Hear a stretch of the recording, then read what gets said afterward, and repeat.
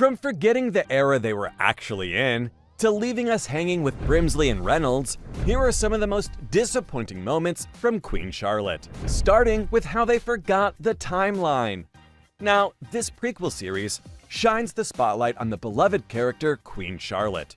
With a younger version, played by India Amotifio, we're taken on a wild ride through two different time periods, 1761 and 1817. And for the most part, it's done really well. But hold your corsets, because here comes the plot twist. While the main characters may be real historical figures, the show itself has been dubbed fiction inspired by fact. It doesn't mean fans won't pounce on any factual flaws they spot. In this case, a meticulous fashion historian noticed something off in a particular scene. In a Twitter post, Dr. Chrisman Campbell called out the show saying, "These two are adorable, but the portraits in Queen Charlotte are killing me." It wasn't because the portraits weren't done beautifully, they were just basically fortune tellers. She then dropped the mic with some historical knowledge bombs. Dr. Campbell said, none of those people were even born in 1761. That is, Queen Victoria. Specifically, her coronation portrait by Sir George Hayter. Her coronation was in 1838, 20 years after Charlotte died. And for now, Charlotte is very much alive. To top it off, there is even a portrait of Victoria's husband, Prince Albert, flaunting his Order of the Garter robes from a painting done in 1843. Somebody needs to check their historical timeline pronto. But that's not the only disappointing part here. It's also the blatant disregard for their own timeline. You see, while the switch between past and present was pretty great, the timeline is all sorts of wonky. With the 2 seasons of the main series, they've already established that the Bridgerton kids are usually all over the main drawing room. Sometimes it's all of them, sometimes just one. But no matter what, at least someone's there. Yet throughout the series, we see none of them. And the Bridgerton kids we do see kind of shouldn't have been there. Brace yourselves for some serious timeline confusion. In the very beginning, we catch a glimpse of not one, but 2 little bundles of joy, belonging to none other than Daphne, our beloved Duchess. At this point in the original show's timeline, Anthony and Kate are gallivanting off on their honeymoon. So unless their honeymoon lasted over 2 years, we've got ourselves a little discrepancy, don't we? Now, sure, after all they've been through, they could get a bit of an extended honeymoon. But 2 years? I mean, come on. Did Daphne pull off some miraculous fast-forwarding pregnancy that defied all the laws of nature? Or are we supposed to believe that Anthony and Kate were sipping cocktails on the beach for an eternity, while Daphne was popping out kids left and right? That doesn't really seem likely, especially considering the fact that Duke has left the franchise too. But that's not the only thing that doesn't quite add up.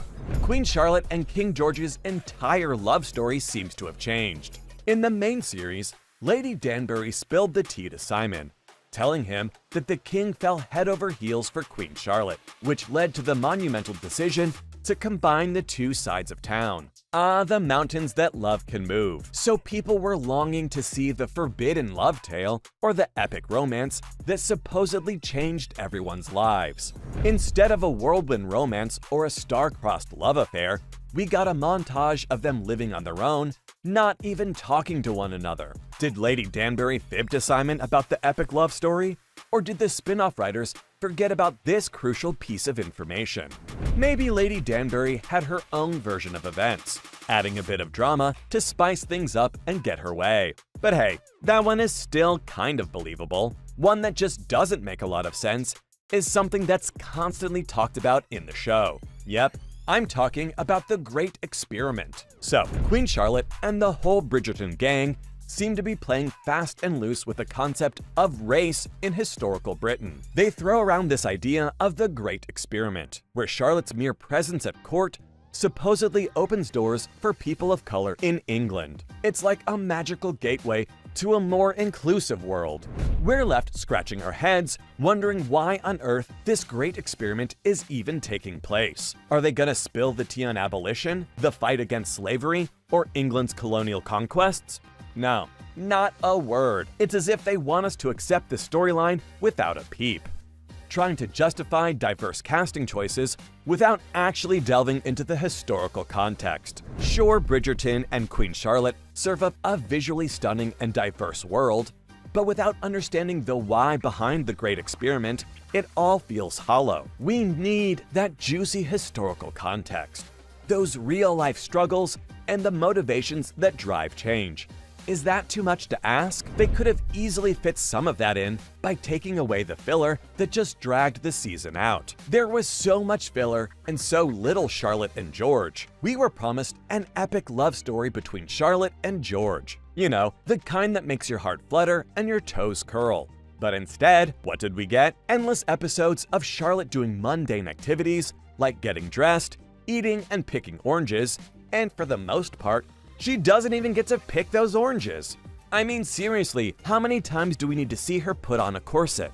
And let's not forget poor George. The guy's just been tortured for weeks while she's alone, all in the name of finding a cure. It's like a never-ending cycle of pain and suffering where he can't catch a break, nor can we. Episodes 1, 2, and 4 start feeling like the same dang episode. It's like Groundhog Day, but without the comedy. We could have easily trimmed all that repetitive fluff to make room for more meaningful scenes.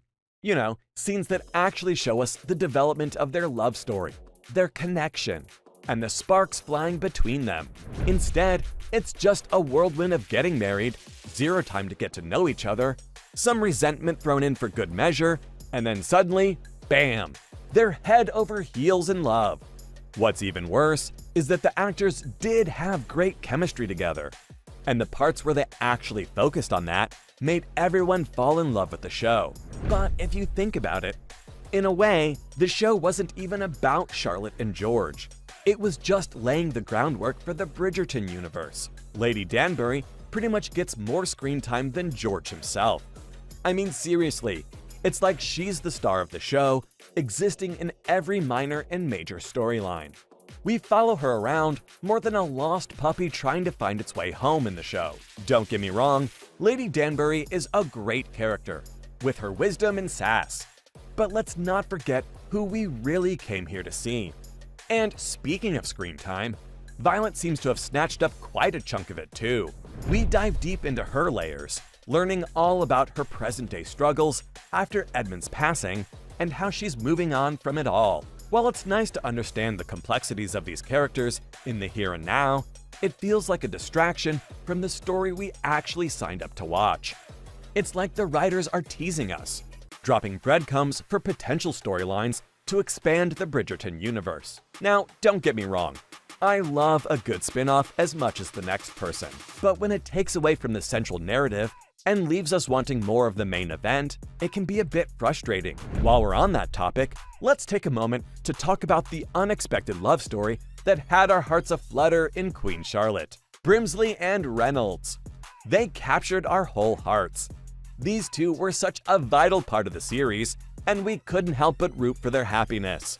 But then, in a twist of fate, Brimsley is left dancing alone in the present, and we're left wondering, where's Reynolds? Throughout the show, we witness the beautiful bond between young Brimsley and Reynolds. Their struggle to balance their duties to Queen Charlotte and King George with their undeniable feelings for each other made us swoon. We held on to hope as we saw them steal a dance together in the garden during Charlotte and George's ball, with a heartstring-tugging rendition of I Will Always Love You. But as the story unfolds, we're taken back to the Regency era, where an adult Brimsley dances alone, leaving us with burning questions about Reynolds. Will we ever see him again? Or is he dead? Fortunately, there's a glimmer of hope. In an interview, Hugh Sachs, who plays the adult, revealed that there was a deleted scene where Brimsley was set to meet the older Reynolds.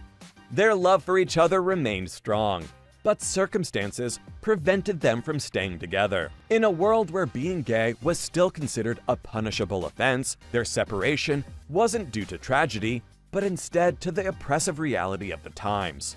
Either way, seeing them together, even if it were just them walking past one another, would have been nice. So, from basically making us think Reynolds was dead, to the paintings that basically told the future, that's all I had today for the most disappointing moments from Queen Charlotte.